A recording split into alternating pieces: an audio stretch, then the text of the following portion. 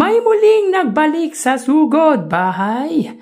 Yan ang ibabahagi ko sa inyo para sa dalawang pananghaliang programa sa bansa, ang Eat Showtime at ang Eat Bulaga. Pero bago yan at bago natin umpisahan ang online viewership nila, ay humihiling ako na pakasubscribe ang aking YouTube channel. Pakilike and share na din po mga parokya para mas dumami pa po ang makapanood ng content natin. Maraming salamat po sa inyo mga kaparokya. So yun nga mga parokya, tila bawing-bawi sa pamimigay ng papremyo ang Eat Showtime today's episode sapagkat ang laki po ng naipamahagi nila para sa pre-finals ng Escort Mo Show Mo. Ngunit ramdam pa din po mga parokya ang pagka-absent ni Vice Ganda sapagkat sad ang views nila online, particular nga po sa kanilang main YouTube channel. By the way mga parokya, bago ko ibigay ang update natin dyan ay may muling bumalik po sa sugod bahay ng Eat Bulaga at yan nga po ay ang Bingo Plus.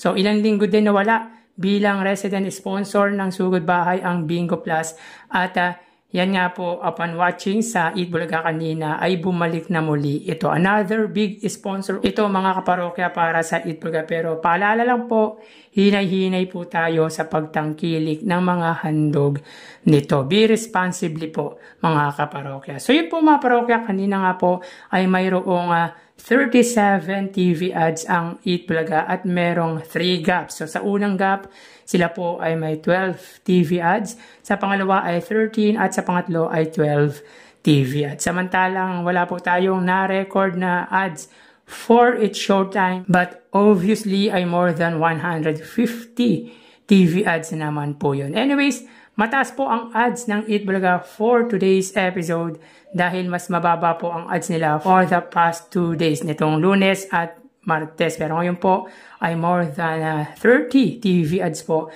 ang lumabas para po sa Eat Bulaga sa araw na ito. So yun nga po, bumalik na po ang Bingo Plus ng sugod bahay at meron po silang 37 TV ads kaninang episode. Samantala sad at nilangaw ang views ng Eat Showtime today, lalo pa pre-finals ng Escort Mo Show Mo ng Eat Showtime sapagkat umabot lang po sila ng 69,000 views. Samantala ang Eat Bulaga naman po ay kung ano po yung lumabas sa kinonduct po natin na online viewership ngayong araw. Yun po ang pinakamataas na views ng Eat Bulaga. So again, isa sa dahilan para sa akin kung bakit mababa ang views ng Eat Showtime ay dahil sa pansamantalang pagliban ni Vice sa nasabing noontime shows nito. Kumbaga, hindi man nila maabutan ang views ng Eat Bulaga sa kanilang main YouTube channel, ay madadagdagan ang manonood nito online kung present po si Vice Ganda. Samantala, halos maungusan ng Eat Showtime pagdating sa pamimigay ng papremyo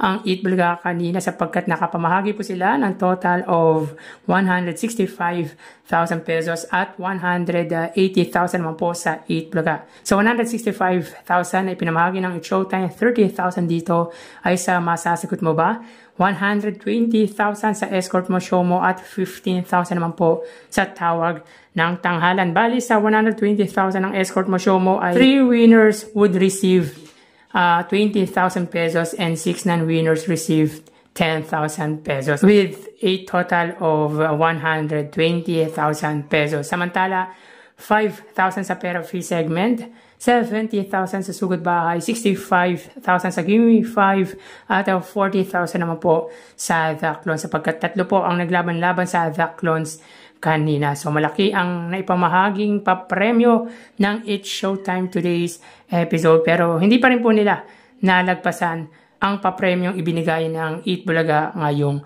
araw. So tara, ating alamin ang online viewership ng dalawang bigating noontime shows. Para sa Eat Bulaga, under TVJ Facebook page na may 3.4 million followers at sa Eat Showtime na may 19 million followers. So sa oras na 1:31 PM, ang Eat Showtime po ay may kasalukuyang segment na pre-finals po ng Escort Mo Show Mo. So hanapin po muna natin ang live ng Eat Showtime. Samantalang para naman po sa Eat Bulaga, sila po ay may kasalukuyang segment na Gimme 5. So dito ang Eat Showtime mga kaparokya ay may 3,200 viewers, samantalang 4,200 live viewers naman po sa Eat Bulaga. So again, sa oras na 1:32 PM, ang Eat Showtime po ay may 3,200 viewers at ang Eat Bulaga naman po ay may 4,200 live viewers. So pagdating sa Facebook Live mga kaparokya ay angat po dito ang Eat Bulaga ng 1,000 views against sa Eat Showtime. So mapunta tayo mga kaparokya sa TV Network YouTube channel ng dalawang noontime shows.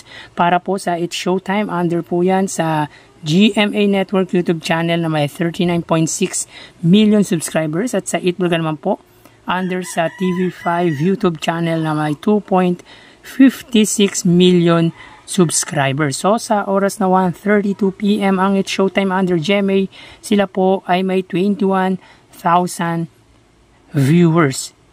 Ang Eat Bulaga naman po under TV5 YouTube channel, sila po ay may 17,000 viewers. So again, sa oras na 1:33 PM ang Eat Showtime under GMA Network, sila po ay may 21,000 viewers at ang Eat Bulaga naman po under TV5 ay may 17,000 viewers. So pagdating dito mga kaparokya sa TV Network YouTube channel ay angat po ang GMA Network against sa TV5 ng 5,000 or 4,000 viewers. So mapunta naman po tayo sa main YouTube channel ng dalawang noontime shows. Para po sa Eat Showtime under ABS-CBN Eat Showtime na may 2.67 million subscribers at sa Eat Bulaga naman po under Eat Bulaga TVJ YouTube channel na may 1.6 million subscribers. So sa oras na 1:33 PM ang Eat Showtime po ay may 64,000 viewers. Ang Eat Bulaga naman po, sila ay may 159,000 live viewers. So again, sa oras na 1:34 PM, ang Eat Showtime, sila po ay may 64,000 live viewers at ang Eat Bulaga naman po ay may 156,000 live viewers. So bali, ang total na nakuha ng dalawang noontime shows ay, mga kaparokya, bali ang total na nakuha ng dalawang noontime shows para po sa Eat Showtime ay 88,000 viewers at ang Eat Bulaga naman po ay 177,000 viewers. So again, ang Eat Showtime ay may 88,000 live viewers at ang Eat Bulaga naman po ay 177,000 total live viewers. So pagdating sa online viewership ngayong araw po ng Miyerkules ay angat po ang Eat Bulaga ng 89,000 views against sa Eat Showtime. So by the way, wala po si Vice Ganda sa Eat Showtime ngayong araw dahilan kung bakit mababa ang views ng Eat Showtime. Pero mga parokya, both noontime show po ay live ang kanilang episode. So yan po lumalabas sa kanilang online viewership as of 1:35 PM. So magpapaalam na po sa inyo mga parokya. Magsingat po tayo. Thank you and God bless.